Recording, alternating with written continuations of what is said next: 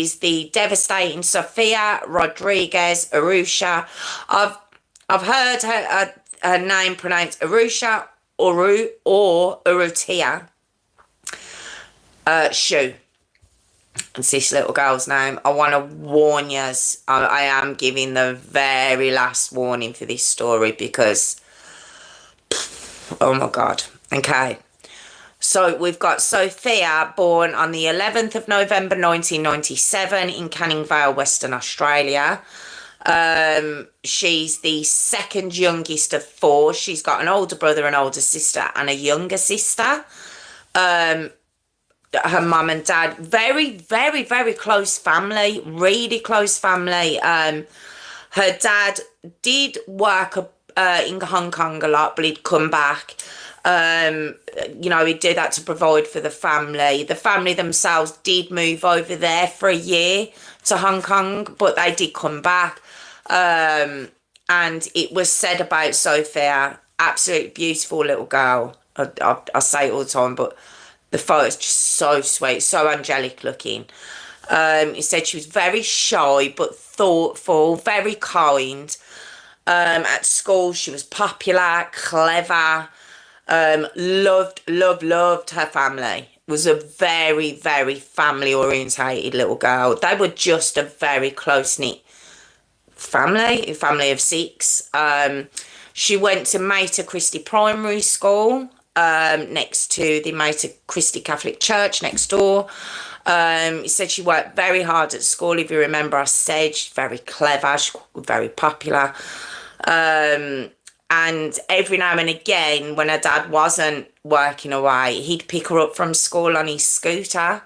Not the scooter that we're thinking, but like it's been likened to like a Vespa. And she'd get so excited putting a little helmet on. You know, it'd make her day to see her dad coming to pick her up.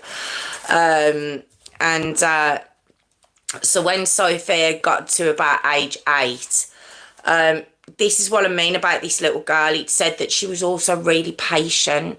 She just loved life, and she was just very patient, still believed in Santa and the Tooth Fairy, and she'd lost a tooth.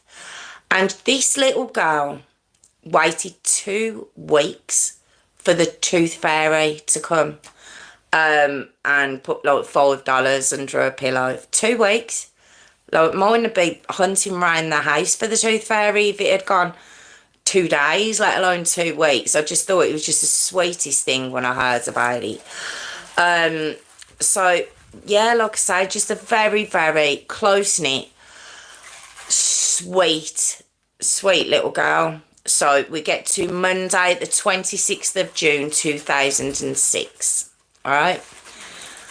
So, Sophia's uncle comes and picks her up from school, and he brings with him her older brother and sister, and basically they go shopping. Now, it's sort of a mall type thing.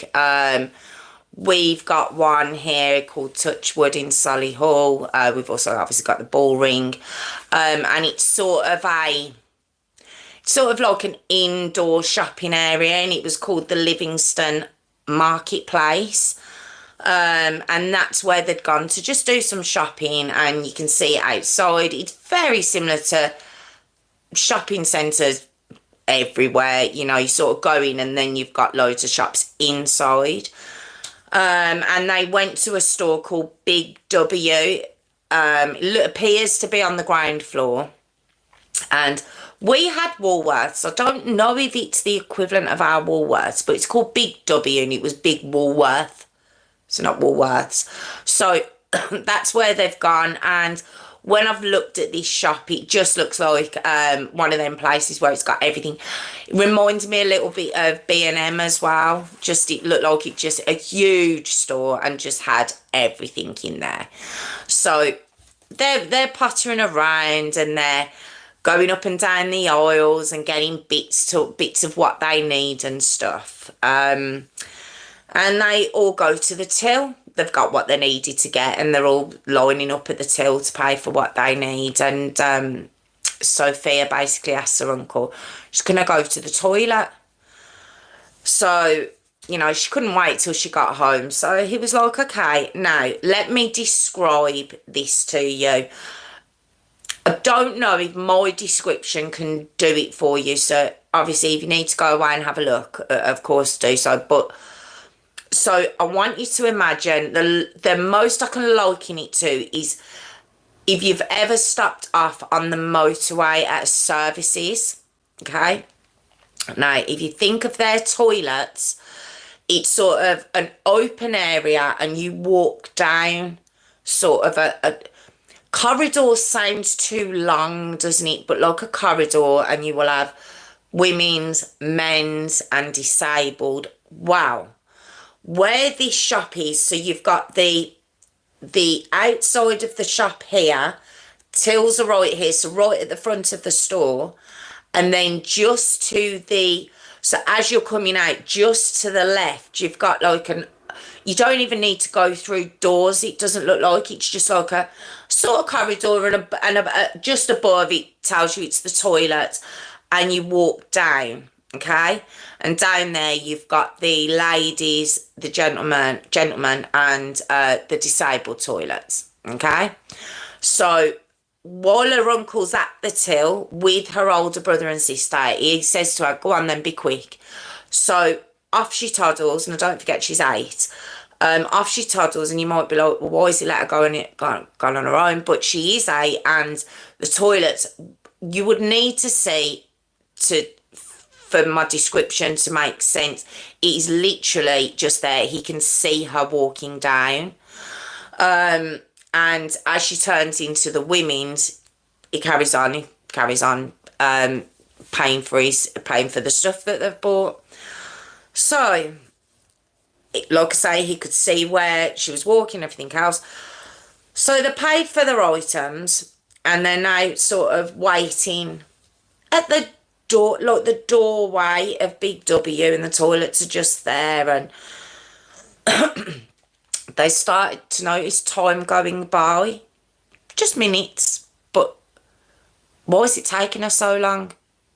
Shouldn't be taking her that long to just nip into the ladies and come running back out. So Sophia's uncle sends her sister, oh, go and get your sister, tell her to come on, we're done now. So he sends the sister down the corridor and sees her running to the women's, and Sophia's sister comes running out and she says she's not there. So what are you talking about? And he's like, she's not in there, I've just shouted her, she's not in there, she's not in the cubicles. So her uncle then goes in to check the men's toilet, all right? But Sophia's not in there either, okay? Her sister also checks the women's again, just in case. And at this point, all three are shouting her name. You know, Sophia, you know, shouting the women's and the men's and everything else. There's no sign, but they're like, but we were at the front of the store. How could we have missed her coming out? So they're quite confused. Now, her brother, who's 14, he sort of walks down, and from how it's been described to me, it would seem that it's the men's, women's, and then disabled is the last one. That's sort of the description I've got. And as he's walking down, he hears noises coming from the disabled toilet, okay? So he goes up and he can hear these noises and he can hear tap running and stuff. So he knocks on, he's like, Sophia! And a man answers. And so he's like, sort of like, okay, sorry, sort of walks back, goes back to his uncle, and they're sort of looking around, they can't see her. Now, there was other bathrooms across Big W, so these are just outside the doors. Apparently there's some at the other end of Big W. So Sophia's uncle and her sister, they head there, because obviously one's got to check the men's, one's got to check the women's. So they both go, but her brother stays outside the toilets that they watched her go into. So he stays there. So Anyway, they check those toilets, no sign of her there. So as they're coming back, they go to the help desk and they have an announcement put out, you know, announcing there's a little girl missing, can you keep an eye out, give a description, everything else. Now, let me just say, there's only about, now, although it's took me a little while to put all this description to you, in real life, there's only been about 10 minutes go by, less, 9 minutes, okay? But they're really starting to panic. They're really starting to panic because it's like, how can she just disappear? We watched her go into the toilet. Where is she? So they go out and they start looking around the car park. They're looking at other shops round by where they are. It's 4 o'clock in the afternoon. What's going on? They're obviously very, very, very confused as to what's happening, but they're also getting really, really worried. They're like, she's only a little girl. So her brother, it said that he doesn't know why, but he's just like, I need to go back. I need to go back and check them toilets again. Even though they'd all checked them 2 or 3 times, he goes back to the original toilets outside Big W where they'd seen Sofia go. So he walks back down the corridor to those disabled toilets, and there's still noise coming from inside of there. And what he can hear is the toilet flushing over and over again, which obviously is very odd. Banging in there, tap running. You know, he's just very confused like what's going on in there. But as he still stood there, like trying to work out what he's hearing, the door unlocks and opens, and at that split second, he looks up to this quite a big guy. I was going to say something, I'll say a brick shit house. He looks up at this guy, and the guy looks down at him for a split second, and then just hurriedly walks off. Alright? But where he's come out the toilet, he's left the toilet door open. Alright, so her brother looks round the toilet door, and there's his little sister. She's on the floor, naked and broken. Her body's actually contorted into, he couldn't describe what he was looking at. And what he notices is that her uniform is sort of crumpled up. It's crumpled up and thrown into the bin that was beside the door of the toilet. So he runs, he gets her uncle. They run back and they desperately try to revive this little girl. They do. But it was too late. It was too late. 10 minutes. 10 minutes, that's all it had been. So, of course, the entire shopping centre's completely locked down straight away. It's made a crime scene very, very quickly. It's a shock to everybody. It's a shock to everybody in there that this has happened in such a safe area as well. The police are obviously called. They quickly begin checking CCTV. Now, the CCTV cameras are, you know, what a surprise, outside the toilets aren't working. But they are working out into the car park. Alright. And Sofia's brother gives them the details of the man. He can describe this man who's walked out of the toilets, leaving his sister dead after 10 minutes because she went to the toilet. A mum is called by her uncle. As far as the mum's concerned, she's at home doing dinner, waiting for her kids to come home with their uncle. And that's the phone call she receives to say she's gone. she phones their dad, who at this point is actually back in Hong Kong on a business trip. Of course, he flew straight back the next day, completely dazed. No one knows what's going on. There's no warning, there's no time frame. It was just, she was there and now she's gone. Like, they couldn't get their head round what's just happened. How does this happen? So, although, like I say, there was CCTV outside, it seems a little bit suspicious how quickly the police seem to know the man that they're looking for. Really quickly, to the point where at 5 a.m. on Tuesday the 27th of June 06, so we're talking just over 12 hours later, they head to a house in the area, okay, and they pick up a man by the name of Dante Wyndham Arthurs, who's 21 years of age. They actually pick him up. It's his parents' house, and of course they raid the house, go up to his room. Of course he's asleep, sleeping like a baby. And as they're looking around his room, in a dresser, they find latex gloves, handcuffs, small knife, duct tape. In another drawer, in a bag, they find a collection of pictures of little girls, about 12 of them, and all their addresses in this man's drawers.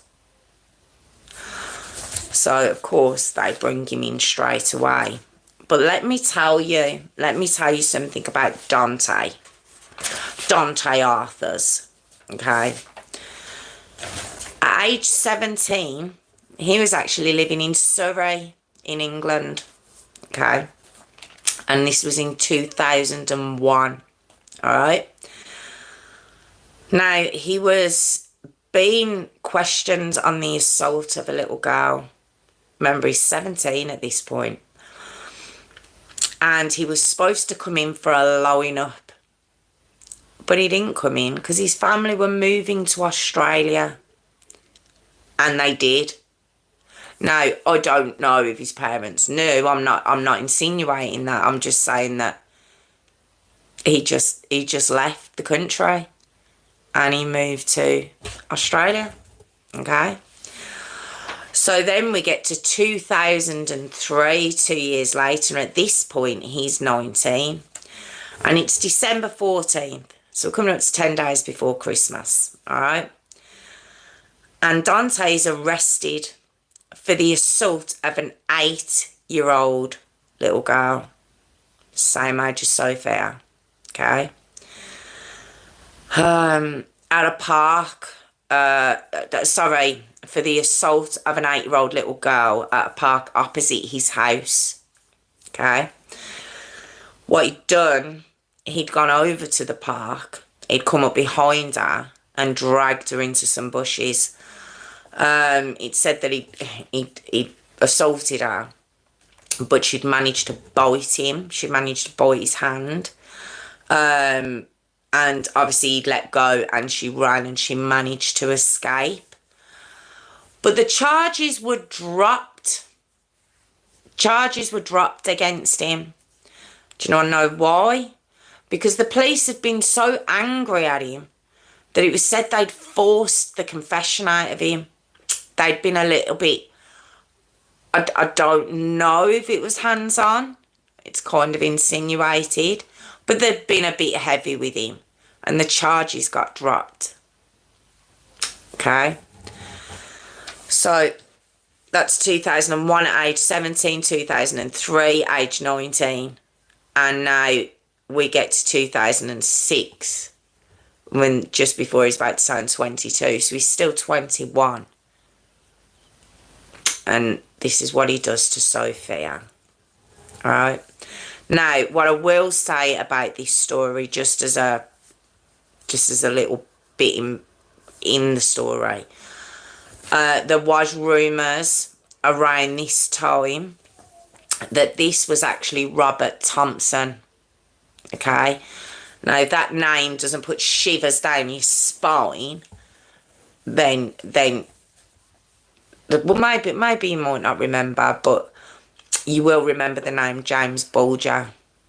Okay, now there was rumours that had gone round the media like wildfire when this happened, basically saying that this was actually Robert Thompson. And when he'd been released in 2001, don't forget, in 2001 was when Robert Thompson and John Venables were released from prison. When did Dante leave England? 2001 to go to Australia. So they're sort of trying to piece that together and basically say that Robert Thompson got out of prison after 8 years, and he then relocated with a new name, new identity to Australia, and this is him. You know, it's a shopping centre again. You know, this is how people... I don't know if that's how people pieced it together or they felt they had more proof, but the police came forward, the media had to come forward afterwards and basically say, look, no, it's not him. No. I don't know. But all I can say is what I've read, what I've researched, and it's saying it's not him. Okay? So, but I just wanted to put that across. They say there's no connection. Alright? Okay. So, little Sophia, of course, there was an autopsy done. Oh, God. Okay. The attack on little Sophia in that disabled bathroom went on for 3 to 5 minutes. That's all it was. 3 to 5 minutes. Alright? I've heard two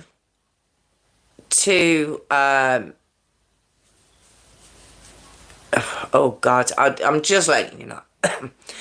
There's two things that I've heard about these details I'm about to give you, so I'll give you both of them. But in the first detail that I heard, it says that Sophia's, both her legs were broken. Okay. And her arm dislocated. In the second thing that I've heard, again, both of her legs were broken, but both of her arms were broken as well. 2 accounts, thank you. Both her legs were broken, and both arms, and the arm was also dislocated. Okay. So there are 2 accounts that I've heard, thank you. It's said that this was done while she was still alive. They don't know if she was conscious, but she was still alive. And it said that he broke her arms because he'd ripped her uniform off her so savagely.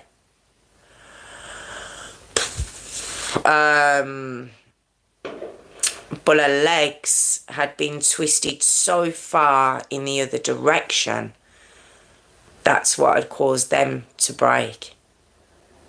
He broke both her arms and legs.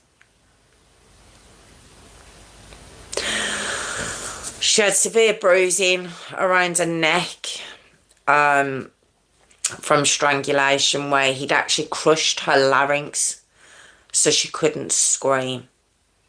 So when she could hear her brother and her sister and her uncle outside of that toilet, obviously hearing them up and down shouting her name, he put all his weight, and oh, if you could see this just his, I won't say what I wrote down about him, I won't say the name I called him, but if you saw the size of him, and he crushed her throat so much that he crushed her larynx. And she was also raped, and she had severe internal injuries. 3 to 5 minutes. Now, do you remember I mentioned 2003, okay, where he'd assaulted an 8-year-old girl in the park opposite his house, but the charges had to be dropped? Well, there was something else. The shorts that he'd had on at that time were never checked for DNA. So when they started investigating this case for Sophia, they got those shorts back out of their holding place. Oh God, my brain's gone dead at the minute.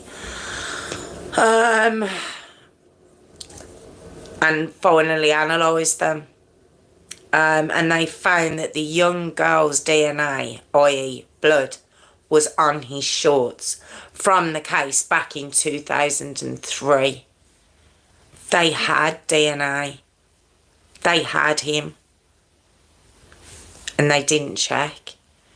Because they'd obviously, from what I can gather, put so much pressure on him in the first interview. It was, the case was just dropped. So, oh God. Now Dante himself, he actually worked at that mall. And remember I said they found all them photos, them little girls and the addresses. But he worked at that mall. And that day, he wasn't working. He wasn't actually working that day. He'd been at home. Just looking at, if you see him, he just looks like a sloth. He just looks disgusting. He just looks vile. And he'd had a row with his mum. Okay. So he headed to that big W. Just, you know, when you think of just so many things that just piece together were them to me at that moment in time. So he's walking around Big W. Okay. And then he decides to go to the men's room. Right, he goes to the toilet. And as he comes out of the men's toilet, he spots little Sophia coming out of the women's. And as she's walking away, she would have been that close to being back with her family, he drags her back and drags her into the disabled toilet. She was out. She was out. She was, when you see the hall, she was that close to being back in the oil line of her uncle. And he dragged her back into the disabled toilets. I don't know if it was an excuse, but they've said he had Asperger's, and says he only remembered parts of the attack, just parts of the attack. He said he threw her into the toilet so he could tear off her uniform. And he remembers shaking her and then hearing something break. With regards to the sexual assault on her, I only used a finger. That's all I used. They knew he was lying. Her injuries told a completely different story. He was completely downplaying this attack on this child that he murdered. Now, the whole of Australia, of course, devastated as well. I mean, the family were just torn apart, but it had made just all around Australia. They just couldn't believe that you can't even let your daughter go to the toilet. Though, of course, you had a couple of people like, why was she letting her go on her own? You know, that's what you're going to come out and say when this family have lost their child. She hasn't just died. She didn't just fall down and die in the toilet. She was mad. She was dragged back. And that's what you think, oh, well, why wasn't you watching her? He was watching her.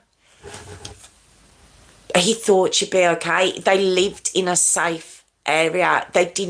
This didn't go on. And that's what they had to say to the parents. I just thought disgusting. I just thought you always get someone doing it. Her funeral was held on Monday the 3rd of July 2006. Just less than a month. Less than a month. Just less than 2 weeks. After she'd just gone shopping with her uncle.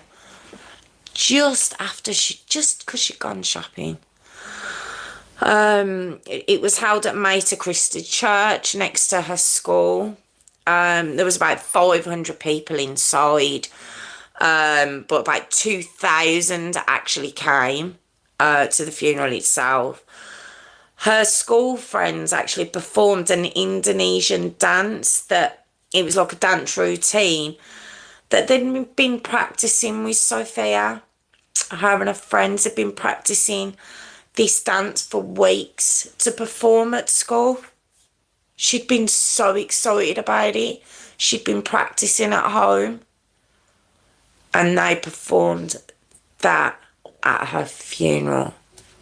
It must have been heartbreaking for her friends.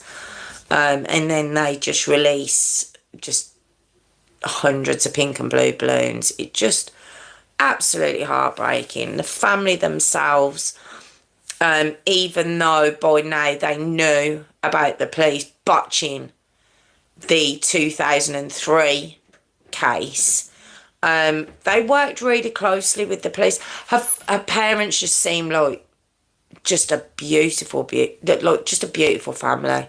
They genuinely do. Like, doesn't seem to be any hatred in them, which, oh my God, I don't even want to think what I'd say. So they worked very close with the police commissioner, but when the trial was coming around, they couldn't bear to hear the details of her death again. They just couldn't. I mean, hearing it once, I have no words. So Mater Christi, the church and the school that Sophia went to, the priest for the church went on behalf of the family along with the police liaison officer, and they represented the parents instead. Now, I didn't realise just how similar Australia is to us in the UK and Canada, I believe. Well, he was originally charged with willful murder, which I've worked out, and I could be really wrong, but it seems to me sort of the equivalent of premeditated. Now, premeditated doesn't have to be planned for any sort of long length of time, but I've got it as that because it's that extra, it's like that extra count on top of murder, and in Australia it's called willful murder. So he was charged with that, 2 counts of violating a child and unlawful detention. All right. So we get to March 2007. Now, he was supposed to plead guilty. He was supposed to plead guilty. It was slam dunk. But he didn't. He decided to plead not guilty. And the reason he decided to plead not guilty is that his confession was inadmissible because of force from the police again. They said they were too forceful with his confession, like they had been back in 2003. July 2007, it was decided that due to the media attention and just the utter disgust for this so-called human being, that the trial was to be by judge alone, no jury, just by judge alone. The family were, Sophia's parents were relieved at this because their son would have been called up because this animal had decided to plead not guilty, meaning that it would have to be a trial. Their son would have had to have testified and go through that whole thing again. So they were relieved for that reason. So, like I say, August 2007, his confession was inadmissible because of the force from the police. So instead, he agrees to a deal, a plea bargain, if you will. And what he agrees to plead guilty to is murder alone. Now, what I've found out is in Australia, if you are found guilty of willful murder, it is between 16 and 19 years you can do in prison. 16, 19 years. For what's classed as an on top of a murder charge. For murder alone, you can be given a sentence of 7 years up to 14. I thought we were bad. And this is what he pled guilty to. Murder. No violation charges. Remember, it's supposed to be 2 counts of violation of a child. No violation charges. Do you want me to tell you why? Because the pathologist couldn't be sure if Sophia had been alive at the time she was sexually abused. And therefore, based on their law, if she was already dead when he did that to her, well then, you know, what are you going to do? So he wasn't charged. They were dropped. So in September 2007, he pled guilty to murder plus unlawful detention. And in November 2007, he was sentenced to life with a minimum of 13 years.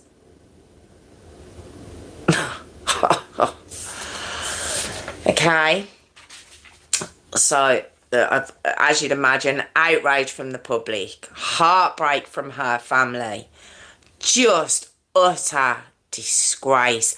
The judge at the time did say, you know, even though I have to do this because of the law, I will recommend that you never get out again, but it's only a recommendation. But what he did say is that when you come up for parole after 13 years, I recommended that it has to go through the Attorney General. That's who has to make the decision, okay? So it's not just a parole board and a stamp. It has to go through the Attorney General if he's ever to be released, okay? So we get to June 2019. He's around 34 at this time. And little Sophia would have been 21. She would have had her 21st birthday.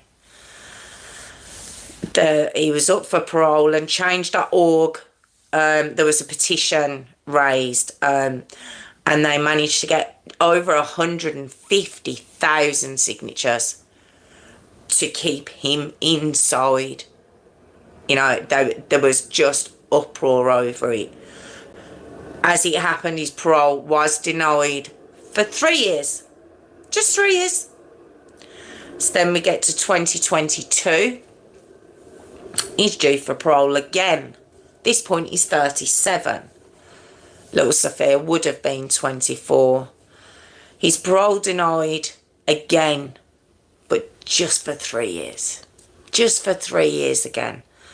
So in 2025, next year, which I will be keeping an eye on, he'll be due for parole again. He'll be up for parole again.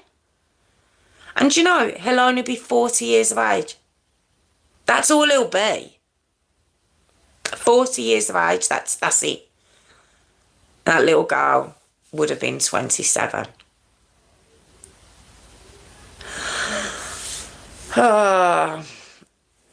The poor family Now, I know we've had this discussion about death penalty and everything else.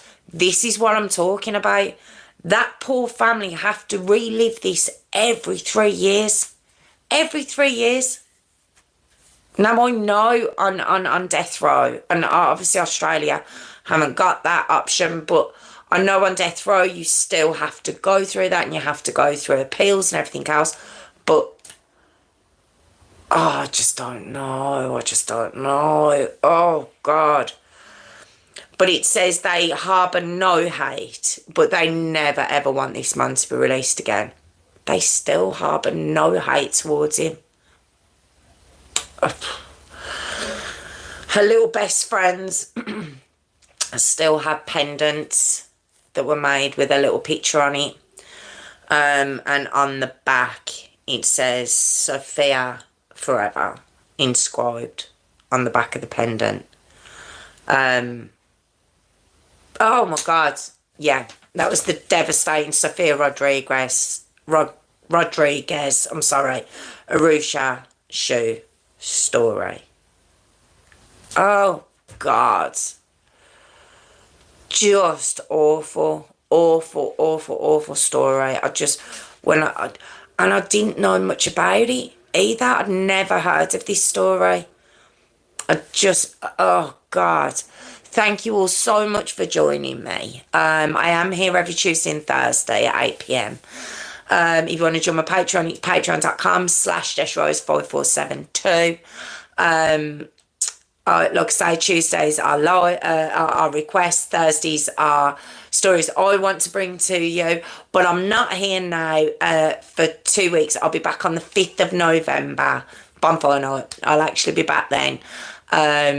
Yeah, if you have any requests, drop them in the comments, or if you want to join my Patreon, or if you just want to subscribe, I'd really appreciate it. So thank you all so much for joining me, and I'm just going to have a little chat with the guys in the live now. So